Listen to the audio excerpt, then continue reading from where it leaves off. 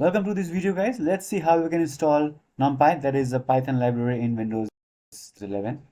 So first, let me show you that it is not installed. So if I run this main.py file by using this command, as you can see, I get this error that says no module name on Numpy.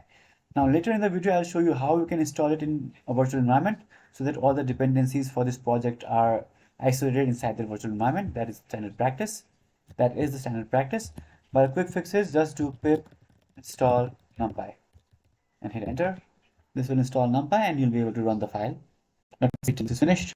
So after a while you'll see this message, and now if I run this again, this time as you can see this is the output, so our numpy is installed. But to install this in a virtual environment, you need to create a virtual environment first. So what you can do is just do python -m venv and then give a name to your virtual environment. I'll just call it my_venv, hit enter, and this virtual environment will be created. This is a standard practice to install libraries for a specific project inside this virtual environment that is inside that project. So let's wait till this is finished. After the virtual environment is created, you need to activate it. So just type dot / and then the name that you had given to your virtual environment. You can hit tab to autocomplete, again / and then scripts, again hit tab to autocomplete and then activate, hit enter, and as you can see this is now activated. It is denoted by this name in front of your directory here.